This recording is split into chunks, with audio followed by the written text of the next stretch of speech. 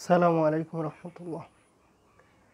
আমরা yarn manufacture 1 প্রথম অধ্যায় যে স্পিনিং, আজকে আমরা প্রথম অধ্যায় স্পিনিং নিয়ে আলোচনা করব। সো যদি আমরা স্পিনিং নিয়ে কথা বলি, প্রথমেই আমাদের কি থাকতে হবে, আমরা প্রথমেই অলরেডি আমাদের ফাইবার তৈরি হয়ে গেছে। আমরা স্পিনিংয়ে কেন আসছি এখন? আমরা র মেটেরিয়াল 1-2তে কী পড়েছি? আমরা ফাইবার উৎপাদন শিখেছি, ফাইবার একদম সকল ধরনের ফাইবার পড়ে নিয়েছি। এখন আমরা কি আমাদের ফাইবার রেডি, এখন আমরা কি তৈরি করব? সুতা তৈরি করব। সুতা তৈরি করতে প্রথমে কোথায় আসতে হবে? স্পিনিং প্রসেস জানতে হবে। আমাদের কি জানতে হবে? স্পিনিং প্রসেস জানতে হবে। ওকে, স্পিন অর্থ কি?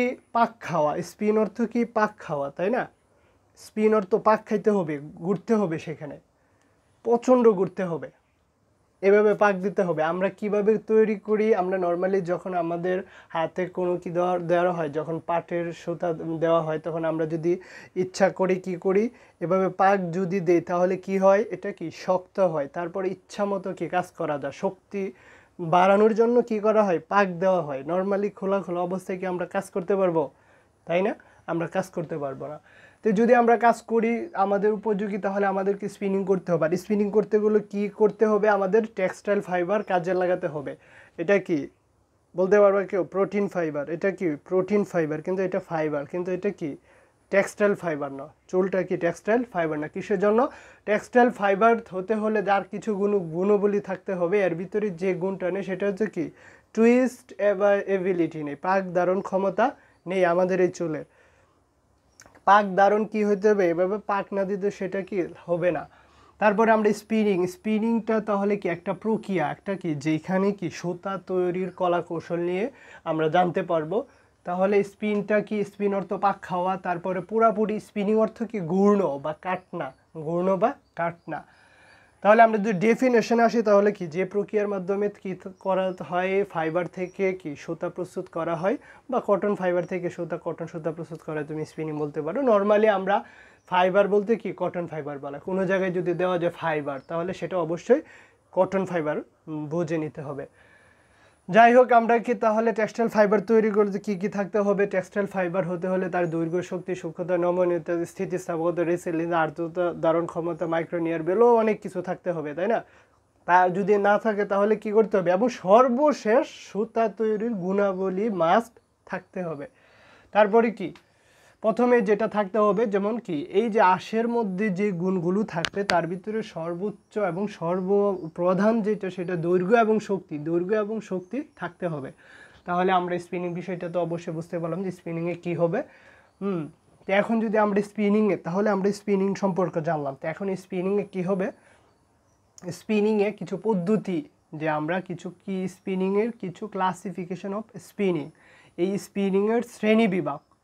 প্রথমে কি হবে? Short staple spinning, long staple spinning, অবিচ্ছিন্ন ফিলামেন্ট স্পিনিং। তাহলে কয়টা পদ্ধতি হবে?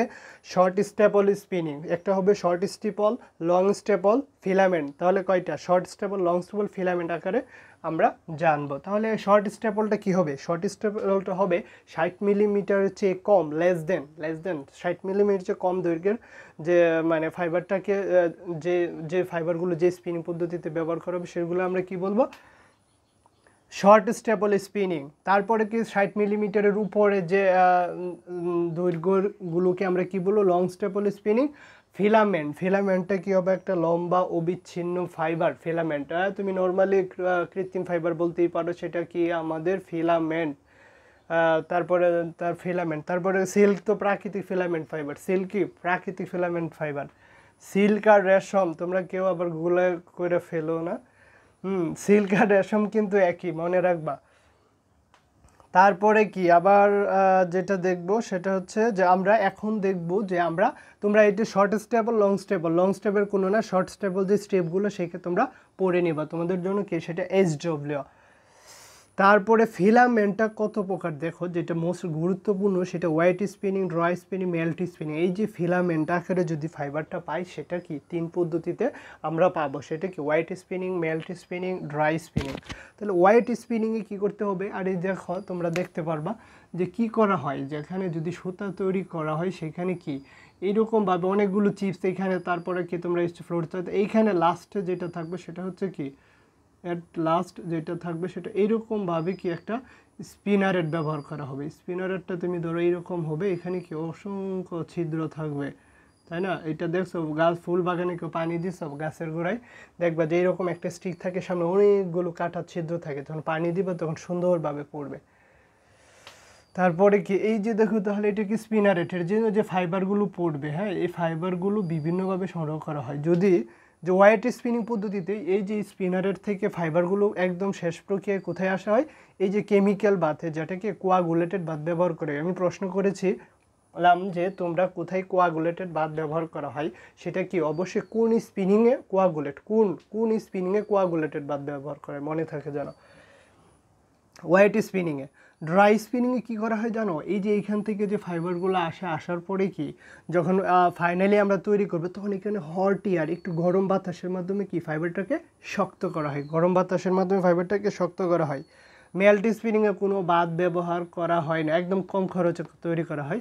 সেটা কি ঠান্ডা প্রক্রিয়ার মাধ্যমে, যখন সুতাগুলো এখান থেকে বের হওয়ার পরে ঠান্ডা করে নেওয়া হয়। ওকে, এখন আমরা আসবো কাউন্ট এই অধ্যায়। ও আচ্ছা, এখানে আবার আচ্ছা পরে আসি যে আমরা কি কাউন্ট নিয়ে আলোচনা করব। Count, what is count? Count is কি? Count means fineness. Count means fineness. Fineness কি? সূক্ষ্মতা। সুতার মোটা চিকন নির্ণয় করে, সুতার মোটা চিকনটাকে কি নির্ণয় করে? কাউন্ট নির্ণয় করে। একটা সুতা কতটুকু মোটা হবে, চিকন হবে, সেটা কি বলে দিবে? কাউন্ট বলে দিব। তুমি ফোন করলা যে আসলে কত কাউন্ট, তার মানে তুমি ফিল করতে পারলা এত কাউন্ট, এটা মোটা, আর এত কাউন্ট চিকন হবে।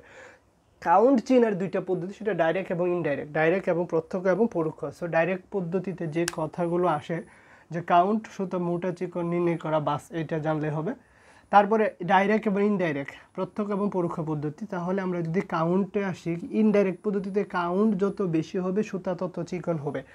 40 কাউন্ট, 40 এইখানে আসবে 40 কাউন্টের, এটা কি ইনডাইরেক্ট পদ্ধতিতে 40 কাউন্টের চেয়ে 30 কাউন্ট কোনটার সুতা কি বেশি চিকন হবে। তাহলে ইনডাইরেক্ট পদ্ধতিতে কাউন্ট যত বেশি হবে সুতা তত চিকন হবে। তাহলে কি অবশ্যই 40 কাউন্টের সুতা বেশি হবে, 30 কাউন্টের সুতা মোটা হবে, এটা মনে থাকে জানো। তারপরে আমরা যদি ডাইরেক্ট আসি, কাউন্ট যত কম হবে, কাউন্ট যত কম তত মোটা, কাউন্ট যত কম, তাহলে 30 কাউন্ট সবচেয়ে মোটা, তারপরে 20 কাউন্ট আরও মোটা, 10 কাউন্ট কি আরও মোটা, তাই না? তাহলে এই যে আমাদের কি জানতে পারবো। আর এখানে কি কাউন্ট যত বেশি হবে, এখানে কি 80 কাউন্ট অনেক মোটা, তারপরে যে 100 কাউন্ট দেয় তা আরও চিকন, তাই না? কাউন্ট যত বেশি হবে তত চিকন হবে। সাপোজ সিল্কের কথা চিন্তা করো, সিল্কে কি পরিমাণ কাউন্ট হইতে পারে, একদম চিকন, তাহলে সিল্কের কাউন্ট অবশ্যই কি, যদি তুমি ইনডাইরেক্টে চিন্তা করো তা সিল্ককে অবশ্যই এই হবে, কারণ আমাদের যেহেতু প্রাকৃতিক ফাইবার, তাই না? তাহলে তুমি এখন আমরা দেখব আরেকটা মোস্ট ইম্পর্টেন্ট, যেটা তোমাদের বারবার গুলে করে ফেলাবো, আমিও অনেকবার এটা চেষ্টা করে মনে রাখতে পারি না। এই যে দেখো, একক দৈর্ঘ্যের ভর, একক ভরের দৈর্ঘ্য আর একটা একক দৈর্ঘ্যের ভর, এই জিনিসটা কি? একক ভরের দৈর্ঘ্য আর একক দৈর্ঘ্যের ভর জিনিসটা কি হবে বলতেছে। যেমন আমরা ইংলিশ কাউন্ট কি পড়েছি, যে আমরা ইংলিশ কাউন্ট পড়েছি 1 পাউন্ডের মধ্যে 840 গজের যতগুলো হ্যাঙ্কের ওজন কি, 840 গজ যতগুলো হ্যাঙ্ক পাওয়া যায়। তাহলে 1 পাউন্ড, প্রথমে কি এই যে ভর, 1 পাউন্ডের মধ্যে দৈর্ঘ্য থাকবে, কত দৈর্ঘ্য? 840 গজ। তাহলে এটা বোঝা গেছে। আর এখানে দৈর্ঘ্যের ভর, যে ট্যাক্সের কাউন্টের, ট্যাক্স কাউন্টের ক্ষেত্রে আসে, তাহলে কি হবে? 1000 মিটার সুতার ওজন যত কেজি, তাহলে 1000 মিটার, প্রথমে দৈর্ঘ্য তারপরে ভর, প্রথমে দৈর্ঘ্য তারপরে ভর, মনে থাকে জানো। একদম ইজি কোশ্চেন, তোমরা একটু চেষ্টা করলে পারবা। এখন দেখব প্রপার্টিস অফ কটন। এই যে দেখো তো, প্রপার্টিস অফ কটন, তোমরা অবশ্যই জুম করে নিবা। প্রপার্টিস অফ কটনে বলা হচ্ছে যে দৈর্ঘ্য, শক্তি, সূক্ষ্মতা, পরিপক্কতা, বর্ণ, নমনীয়তা হইতেছে কি জানো, এই যে পাক ধারণ ক্ষমতা, বর্ণ, কালার, পরিপক্কতা হইতেছে সুতার কম বয়সে আমি কালেক্ট করেছি না বেশি বয়সে কালেক্ট করেছি, পরিপক্কতা। রক কটন স্পেসিফিকেশান, কাঁচা তুলার স্পেসিফিকেশান হবে 1.25 ইঞ্চি দৈর্ঘ্য, ট্রাশ কন্টেন্ট 2.5%, এমভি মানে কি জানো, মাইক্রোনিয়ার ভ্যালু 3%, শক্তি 90,000 PSI, পাউন্ড স্ট্রেংথ ইঞ্চি। তারপরে দেখব কি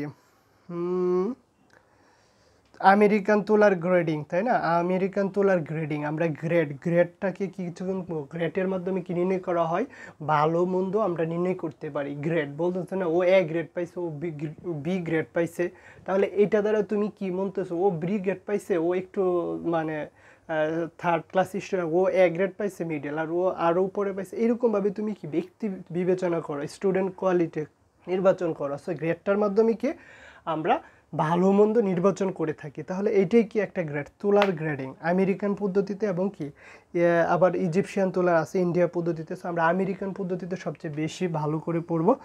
যে আমেরিকান তেলে আবার ট্রাশের পরিমাণের সাথে, মানে এটার উচ্চ থেকে নিম্নমান যে আসে, এটা কি ট্রাশের পরিমাণের সাথে আসে, উচ্চমান থেকে নিম্নমান। তাহলে উচ্চমানে ট্রাশ কম থাকবে, নিম্নমানে ট্রাশ বেশি থাকবে, এটাই তো স্বাভাবিক, তাই না? তারপরে আমি যেটা দেখবো, এই দেখো মিডল ফিয়ারে কি 1.0%। তারপরে এস জি এম মানে কি স্ট্রিক গুড মিডলিং 1.3%। তারপরে কি এস এম কি গুড মিডলিং 1.8%। তারপরে এস এম কি strict middling 2.4%, middling 3.1%। S L M strict low middling 4.2%। L M কি low middling 5.5%। SGO strict good ordinary 7.4%, good ordinary 9.8%। Very very important for our admission test. Okay, সেই ছিল আমাদের spinning প্রক্রিয়া প্রথম অধ্যায়। তোমরা প্রথম অধ্যায়ের জন্য কোনো সাজেশন হবে না, প্রথম অধ্যায় কি ফুল পড়ে নিতে হবে। প্রথম অধ্যায়কে বেস করে আমাদের পরবর্তী অধ্যায়গুলো সাজানো হয়েছে। সো তোমরা প্রথম অধ্যায় খুব সুন্দর করে পড়ে নিবে এবং কি হাইলাইটার করতে হবে। সো তোমরা স্পিনিং সম্পর্কে আরও জানতে চাইলে অবশ্যই জানার সুযোগ আছে, তোমরা জেনে নিতে পারবা।